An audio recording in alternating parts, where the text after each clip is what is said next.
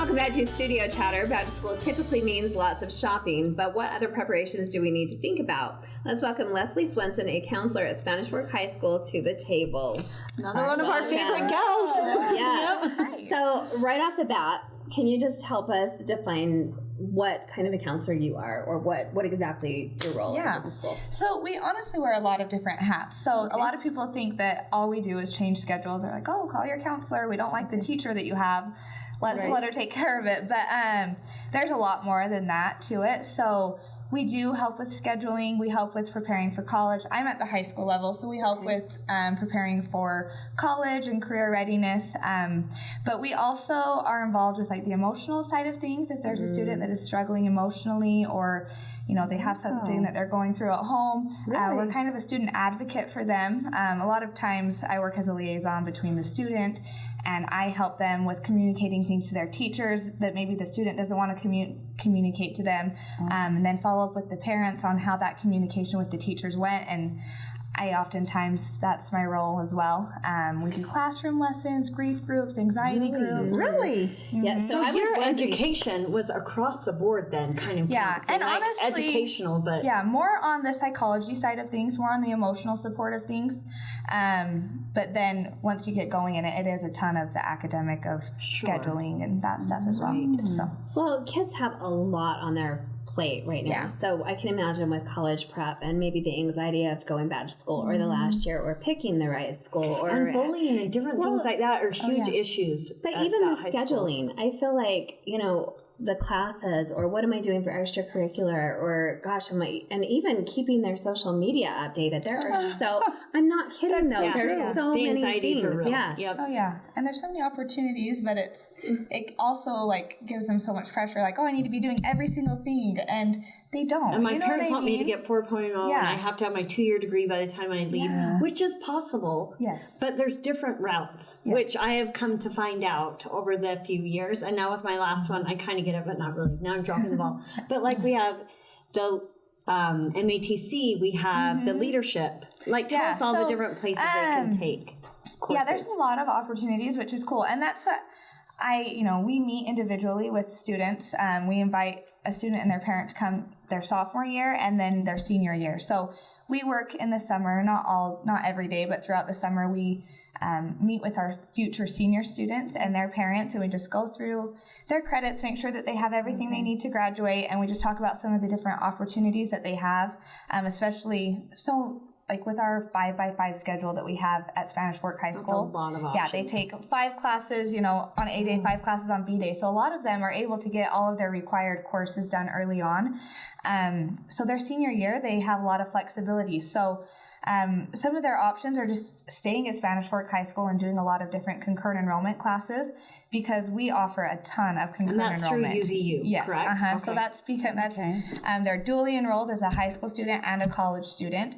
But the classes are taught by the Spanish Fork High School teachers, and they're just able to get that college credit for like $50. Yeah, so cheap. It's so inexpensive. $5 a credit. Yeah, super cheap. So a lot of our seniors, we just see them just stay at Spanish Fork High School. They're taking English 1010, they're taking Math 1010 or 1030, 1040, 1050. Like I said, we offer a ton.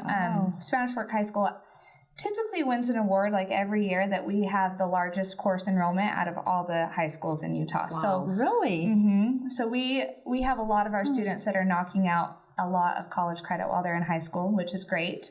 So say a student isn't university bound, what are some other options that they have there? So we just really promote any post-secondary education, and it doesn't have to be college. Like, it does not have to be a university, because that's not for everyone. Right. We have a lot of trades out there that need to be fulfilled. Exactly. Right. So a great opportunity that students have is attending MTech, which is the Mountain Land Technical College. It's just there by ALA.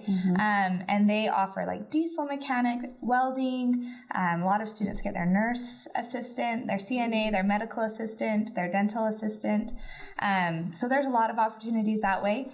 some students just do it to see if they like that field. Like they think they might like nursing, but they don't know. And so that's a really good way to jump in and get a feel, more hands-on feel to see if you like it, rather than go Spending through 4 a ton of years, money, right. and decide that it's not for them. So I that's love good. that. Leslie, what's the best way a parent can support their kids going through all this process? Because it's difficult. I love this question. So I feel like the most important thing is to not overload your kids, because you see all these opportunities, and as a parent, you're like, I want my student to take advantage of every single one of these things, and concurrent enrollment is so cheap, so take them all. And you see these students that are loading up with like 18 college credits because they have 5 different concurrent enrollment classes, and then they're involved in sports, they have a social life, they're this and that, and they're just getting so overwhelmed. But they have to keep their 4.0 because they don't want to, they want an academic scholarship. And I just think you need to take a step back,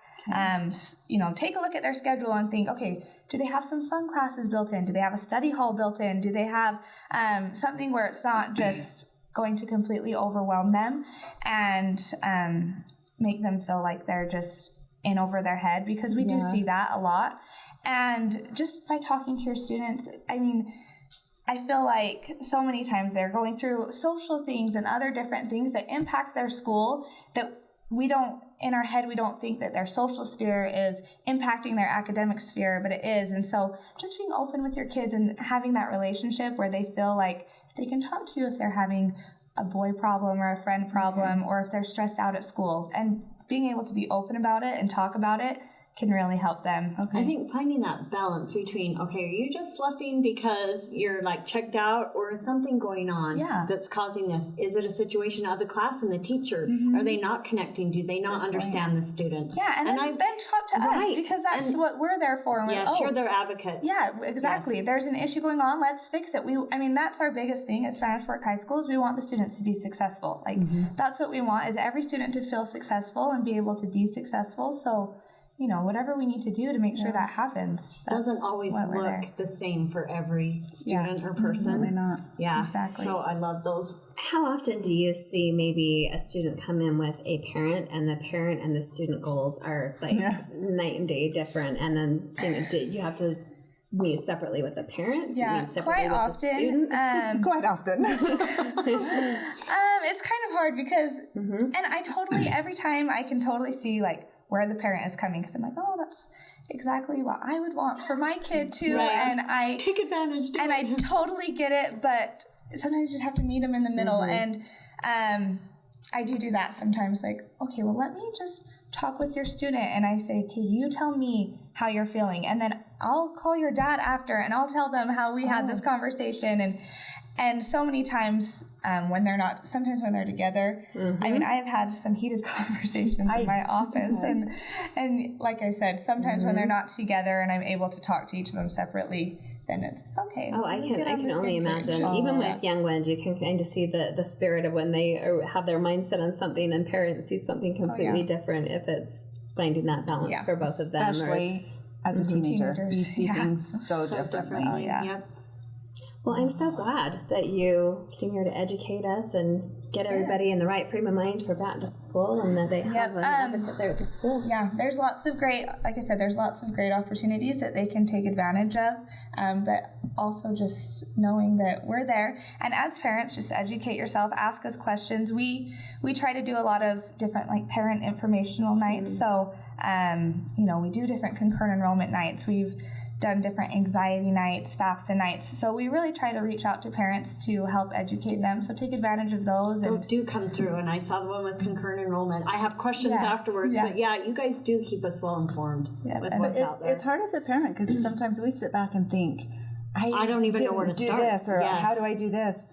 Yeah. And your kids just automatically think that you know everything, and you don't. And so we're just there. That's what we're there for, is for questions. That's a good reminder. Yeah. And sometimes they respond better to someone else. Yeah, they do. Definitely. Yeah. And where is this that we can get more information?